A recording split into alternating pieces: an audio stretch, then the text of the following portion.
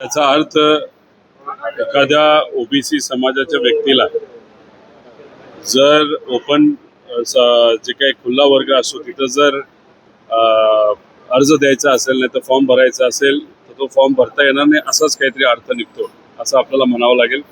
खरं तर काय निर्णय घेतला हे आपल्याला बघावं लागेल. पण मला असं वाटतं की जी काही पूर्वीपासूनची प्रथा होती ती जर सर्व लोकांना मान्य असेल तर ते बदलायचं कारण काय. गेल्या वेळेस सुद्धा आपण जर बघितलं असेल तर जेव्हा इलेक्शन घेण्यात आलं होतं आरक्षणाच्या बाबतीत सुद्धा एक रोटेशन असतं ते डिस्टर्ब करून परत रिसेट करण्यात आलं. त्यामुळे सुद्धा अनेक लोकांना अडचण आली. त्यामुळे अशा गोष्टी का केल्या जातात याचा खऱ्या अर्थाने अभ्यास करावा लागेल. पण जो निर्णय आहे त्याचा जरा खोलात जाऊन अजून स्पष्टपणे पुढच्या काही दिवसांमध्ये आम्ही नक्कीच या बाबतीत बोलू. म्हणजे मागास प्रवर्ग आहे म्हणजे एसटी एससी असो किंवा इतर मागासवर्गीय असो या प्रवर्गाला किती नुकसान होईल या निर्णयामुळे. शेवटी आपल्याला ते सगळं समजून घ्यावं लागेल, आकडेवारी बघावी लागेल. कारण का प्रथा नाही तर पद्धत जर आपण बदलत असू जे मला समजलं आहे तर मग नक्कीच काही ना काहीतरी काही गोष्टी डिस्टर्ब होत असतात. जी प्रचलित पद्धत आहे ती का बदलली असा प्रश्न खरं तर खऱ्या अर्थाने आपण विचारला पाहिजे. या बाबतीतली मागणी कोणी केली होती हे सुद्धा त्या ठिकाणी आपल्याला समजून घ्यावं लागेल. साखरेच्या वाढत्या किमतीवर नियंत्रण ठेवण्यासाठी केंद्र सरकारने तात्काळ जे साखर निर्यात बंद करण्याचे आदेश दिले आहेत. कसा पाहतो? अचानक असे निर्णय घेऊन होत नसतं, त्याला कुठं ना कुठेतरी प्लॅनिंग करावं लागतं. असे निर्णय घेतल्यामुळे नक्कीच साखरेच्या दरावर फटका हा बसू शकतो. आज साखरेचा दर जर जास्त असेल तरच शेतकऱ्याला आपल्याला पेमेंट देता येईल, नाही तर जास्त भाव जर शेतकऱ्याला द्यायचा असेल तर साखरेचे भाव जास्त असणं फार महत्त्वाचं आहे. एका बाजूला तुम्ही तेलाच्या बाबतीत कुठेतरी फेल गेलेला आहात. परराष्ट्र धोरण तुम्हाला नीट पद्धतीने करता आलं नाही. इराण बरोबर चांगले संबंध ठेवता आले नाही. म्हणून आज गॅसच्या किमती वाढल्यात, तेल आपल्याला मिळत नाही, पेट्रोल डिझेल आता कदाचित आपल्याला महाग घ्यावं लागेल. आणि महाग घेत असताना त्याच्यामध्ये सुद्धा आपण जर बघितलं तर आरक्षण सुद्धा येईल असं कुठेतरी सांगण्यात येतंय. त्यामुळे मग कुठं ना कुठेतरी पॉलिसी फेल्युअर हा केंद्र सरकारचा आहे. मात्र या सगळ्या गोष्टी कोणाच्या माथ्यावर मारल्या जात आहेत तर सामान्य लोकांच्या माथ्यावर मारल्या जातात. त्यामुळे साखरेचे भाव वाढून खूप लोकांना त्या ठिकाणी फरक पडत नव्हता. पण हा निर्णय घेतल्यामुळे शेतकऱ्याला मात्र त्या ठिकाणी मोठ्या प्रमाणात फटका बसणार आहे. कारण इराण आणि अमेरिका या सगळ्यांच्या वादामध्ये फर्टिलायझरचे रेट सुद्धा खूप मोठ्या प्रमाणात वाढलेले आहेत.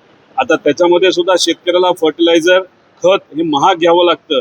दुसऱ्या बाजूला साखरेचे भाव कमी आणि मग उसाला भाव द्यायचे कसे असा मोठा प्रश्न त्या ठिकाणी निर्माण होणार. एथेनॉलच्या बाबतीत सुद्धा आपण जर बघितलं तर मोठ्या प्रमाणात एथेनॉल हे शुगर इंडस्ट्रीला बनवलेलं आहे. पण दुर्दैव असं ज्या टक्केवारीमध्ये ज्या कॅपॅसिटीमध्ये ऑइल कंपनीने ते घेतलं पाहिजे ते मात्र त्या ठिकाणी न घेतल्यामुळे त्याच्यामध्ये सुद्धा शुगर इंडस्ट्रीचा खूप मोठा तोटा आज होत आहे. विदर्भात जो संत्रा निर्यात होता त्याला निर्यातीसाठी 50% आयात शुल्क माफ योजना होती ती आज मंत्रिमंडळामध्ये रद्द करण्यात आली.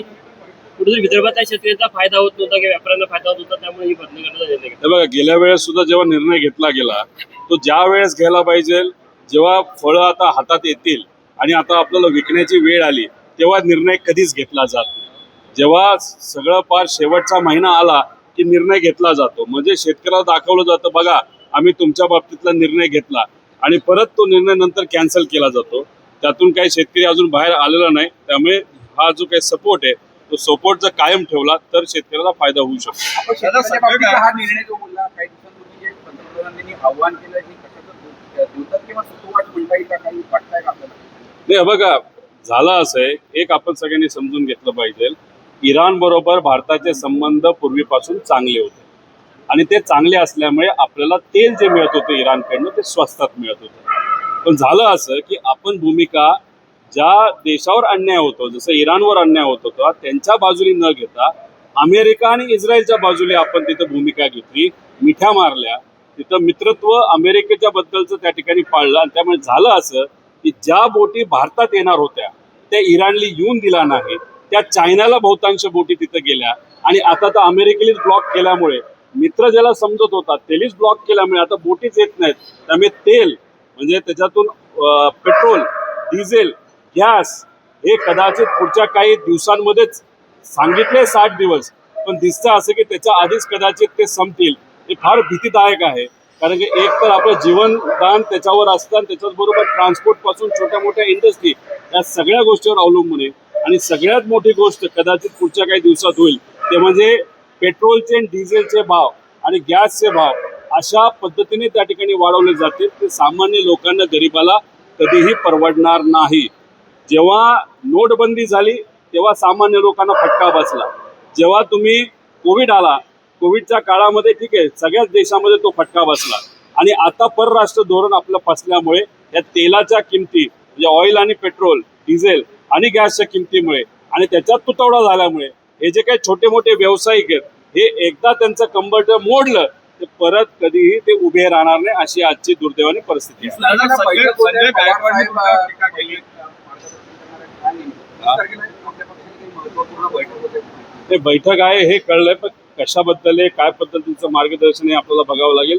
10 जूनला आमचा वर्धापन दिन असतो, त्या बाबतीतलंच काहीतरी नियोजन असावं असं आपल्याला म्हणावं लागेल. गायकवाडने तुमच्यावर टीका केली आणि पागल आहे अशा प्रकारचे शब्द सुद्धा वापरले त्यांनी. कसं कोण? संजय गायकवाड. कुठला तो बुलढाण्याचा? मी ओळखत होतो, आता ओळखत नाही.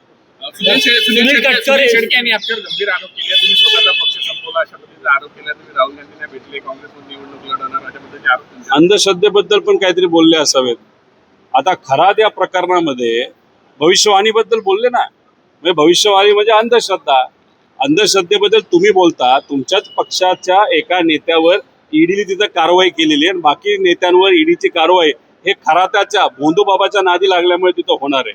त्याच्याबरोबर सत्तेत असणारा दुसरा पक्ष हे सुद्धा त्याच्यामध्ये अडकलेत आणि सत्तेत असणारा सर्वात मोठा पक्ष म्हणजे भाजप याचे नेते सुद्धा वाकून नमस्कार करताना आपण सगळ्यांनी बघितलेलं. त्यामुळे भविष्यवाणीबद्दल कुणी आम्हाला सांगू नये.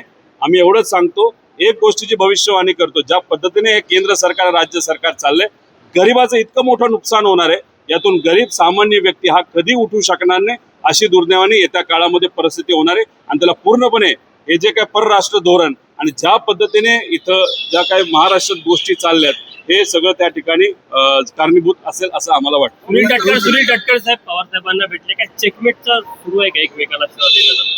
तुम्ही कुणीही अपॉइंटमेंट घेतल्यानंतर तुम्ही असो मी असो कुणी असो नाही तर सुनील तटकरे असो नाही तर आता एखादा इथं गरीब व्यक्ती असो, पवार साहेबांचे दरवाजे सर्वसामान्य लोकांसाठी सर्वांसाठी खुले आहेत. आता तिथं गेल्यानंतर चर्चा आत काय झाली हे मला सांगता येणार. चर्चा न होता तब्येतीच्या बाबतीत चर्चा झाली असेल तर स्वागत आहे. पवार साहेबांच्या तब्येतीबद्दल कुणी विचारत असेल तर चांगली गोष्ट आहे. जाऊन नुसता चहा पिला असेल तर मला नाही सांगता येणार. जी पार्श्वभूमी आणि घटनाक्रम बघता टायमिंगला घेऊन खूप चर्चा आहे. पवार साहेबांचं टायमिंग हे 24 तास, अख्खा आठवडाभर, वर्षभर आणि आजपर्यंत 60-65 वर्ष सामान्य प्रत्येक व्यक्तीला दरवाजा हा उघडला गेला आहे. आता एखादा व्यक्ती अचानक 3 वर्षानंतर भेटायला का येतो याच्याबद्दलचं टायमिंग त्यांच्याच पक्षाने त्यांनाच विचारलं पाहिजे असं मला तरी वाटतं.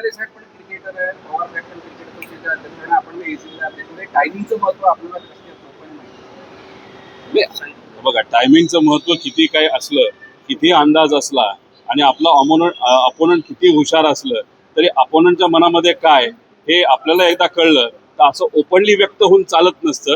योग्य वेळेस योग्य ते खेळी खेळून त्या व्यक्तीला आउट करणं मात्र त्या ठिकाणी महत्वाचं आहे. शिवाजीराव गर्जेसह कुठेतरी जय पवार यांना सुद्धा खजिनदार म्हणून निवडण्यात आलेला आहे आणि तो त्या पक्षाचा विषय मी या ठिकाणी काय घेणार. त्याच्याच बरोबर अजून एक महत्वाचा विषय या ठिकाणी आपल्याला सांगायचा आहे. काही लोक आज कशाला बैठकीला, मंत्रिमंडळाच्या बैठकीला चालत गेले, कुणी अजून काय केलं, कुणी अजून सायकलवर गेलं, बरंच काय झालं. मला असं वाटतं की त्यांनी आता सुरुवात केली असेल तर अशीच सुरुवात कायम त्या ठिकाणी ठेवली पाहिजे. एकाच दिवशी फक्त बातम्या होण्यासाठी ते करत असतील तर ते योग्य नाही. त्याच्याच बरोबर मला एवढंच सांगायचं आहे की जे केंद्र सरकारने आणि खास करून पंतप्रधान साहेबांनी आणि राज्याच्या मुख्यमंत्र्यांनी जे आव्हान केलं, आता खर्च आपल्याला कमी करावे लागतील. त्यामुळे मी विनंती करतो या सरकारला, शक्तीपीठ मार्ग जो आज महाराष्ट्राला जरूरत नाही, जो सुरुवातीला 56,000 कोटीचा होता, आता 1,10,000 कोटीला गेला, तो 1,25,000 कोटीला एस्टिमेट जाणार आहे, जो नॅशनल हायवे पेक्षा महाग झालेला आहे आणि त्यात 30,000 कोटीचा मलिदा नाही तर करप्शन आहे असं आमचं ठाम त्याच्यामध्ये पुराव्यासकट आम्ही बोलू शकतो. त्यामुळे ते थोडंसं थांबवावं आणि जो काही कोणाला महाराष्ट्राला न लागणारी बुलेट ट्रेन सुद्धा काही काळ थांबवली तर बरं राहील. पण सामान्य लोकांना मात्र भुर्दंड कृपा करून तुम्ही त्या ठिकाणी लावू नका एवढी सरकारला विनंती करतो. सरकारचं कुठंतरी जबाबदारी असते तेल देणं, पेट्रोल देणं, डिझेल देणं, त्याच्यानंतर सामान्य लोकांना ज्या ज्या महत्त्वाच्या गोष्टी लागतात त्याचं नियोजन करणं. जर सरकार त्या बाबतीत फेल होत असेल आणि गरीबावर भुर्दंड पडत असेल हे बरं नाही असं आम्हाला वाटतं. हो, आज मुख्यमंत्री विधानभवनात बुलेटवर गेले पण मात्र त्या बुलेटची पीयूसी एक्सपायरी होती असं ट्विट जे आहे ते विजय वडेट्टीवर केले, त्यामुळे त्यांच्यावर आता कारवाई केली जाणार का असं? बघा, मुख्यमंत्री साहेबांवर कारवाई केली जावी असं मला तरी वाटत नाही. त्यांचं जे कार्यालय आहे त्या कार्यालयावर नक्कीच कारवाई केली पाहिजे. अरे मुख्यमंत्री साहेब, कारण का या राज्याचे मुख्यमंत्री हे काय पीयूसी आहे का नाही ते बघणार नाही, पण कार्यालयाने ती गाडी जर फायनल केली असेल तर कार्यालयावर तर कारवाई त्या ठिकाणी झाली पाहिजे. झेड सिक्युरिटी काय तुम्हाला भजी टाळण्यासाठी दिली जाते का?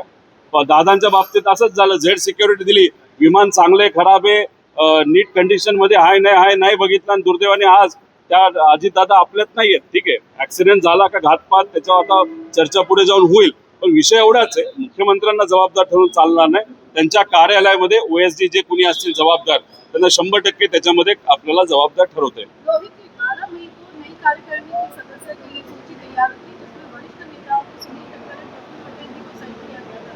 इसकी किस तरह की? नहीं, इसके बारे में मैंने वक्तव्य किया है. एक तो वो पार्टी अलग है, वहाँ पे डिमोशन हुआ है, वो क्यों हुआ है वो सुनील तटकरे जी और जो दूसरे का नाम क्या है, प्रफुल्ल पटेल भाई, वो उस बारे में बात करेंगे, उस पक्ष के बारे में और दो नेता के बारे में और ज्यादा बात करके न आपका न मेरा न लोगों का वहाँ पे मैं टाइम वेस्ट करना चाहता हूँ.